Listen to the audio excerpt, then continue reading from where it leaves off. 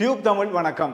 முல்லைத்தீவிலிருந்து ஒரே குடும்பத்தைச் சேர்ந்த 6 பேர் தமிழகத்துக்கு தஞ்சம். முல்லைத்தீவிலிருந்து ஒரே குடும்பத்தைச் சேர்ந்த 6 பேர் இன்று ராமேஸ்வரத்துக்கு தஞ்சம் புகுந்ததாக தகவல் வெளியாகி இருக்கின்றது. நேற்றிரவு முல்லைத்தீவிலிருந்து மன்னாருக்கு சென்று மன்னாரிலிருந்து சட்டவிரோதமாக ராமேஸ்வரத்துக்கு சென்றதாகவும் தகவல் வெளியாகியுள்ளது. தாய், தந்தை மற்றும் 4 பிள்ளைகளே இவ்வாறு ராமேஸ்வரம் சென்றுள்ளதாகவும் தகவல் வெளியாகியுள்ளது. இலங்கை தமிழர் 6 பேரையும் மீட்ட மரையன் போலீசார் மேலதிக விசாரணைகளை போலீஸ் நிலையத்தில் வைத்து நடத்தி வருவதாகவும் தகவல் வெளியாகி இருக்கின்றது. குறிப்பாக அண்மை காலமாக தொடர்ந்தும் இந்த பொருளாதார நெருக்கடி காரணமாக வறிய குடும்பங்கள் இவ்வாறு இந்தியாவிற்கு தஞ்சம் கோரியுள்ள நிலையில் அடிக்கடி நாங்கள் செய்திகள் மூலமாக அறிந்து கொண்டிருக்கின்றோம். உண்மையிலே அன்றாடம் கூலி வேலை செய்கின்றவர்கள் இன்று இந்த நிலைமையில் உண்ணக்கூட முடியாத நிலையில் இருக்கின்ற நிலைமையாக ஒருபுறம் பொருளாதாரம் இருக்கின்றது. நாளாந்தம் கூலி வேலை செய்கின்றவர்கள் ஒரு நேர சாப்பாட்டிற்கு போதிய அளவு காசு காணாத பட்சத்தில்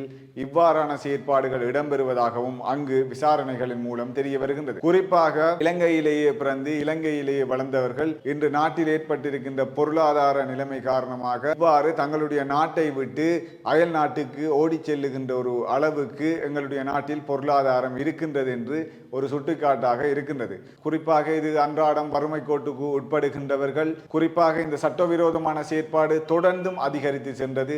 அதனையும் தாண்டி தஞ்சம் புகுந்த வேளையில் அங்கு அயல் நாடான இந்தியா அவர்களுக்கு அடைக்கலம் கொடுத்து அவர்களை தஞ்சம் புகுந்தவர்களுக்கு ஏற்ற ஒரு முகாமை அமைத்து கொடுத்து அவர்களை அங்கே வசிப்பதற்கான செயற்பாடுகள் செய்து வருகின்றதும் குறிப்பிடத்தக்கது.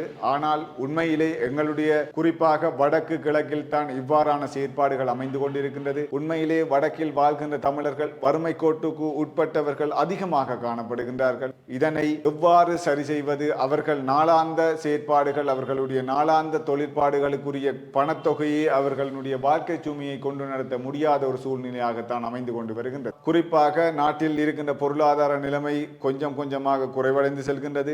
நிச்சயமாக ஒட்டுமொத்த பொருளாதார நிலைமை அனைத்தும் குறைவடைந்து உண்மையிலே நாட்டில் இருக்கின்ற அனைத்து மக்களும் பொருளாதார சுமையின்றி அன்றாடம் உழைத்தவர்கள் அன்றாடம் 3 வேளைக்கு சாப்பிடுவதற்கான வழி வர வேண்டும் என்றுதான் அனைவரும் விரும்புகின்றார்கள். குறிப்பாக இந்த விடயமானது மக்கள் மத்தியில் பேசு பொருளாகவே எழும்பியிருக்கின்றது. மற்றும் ஒரு தகவலினூடாக சந்திக்கும் வரை வணக்கம்.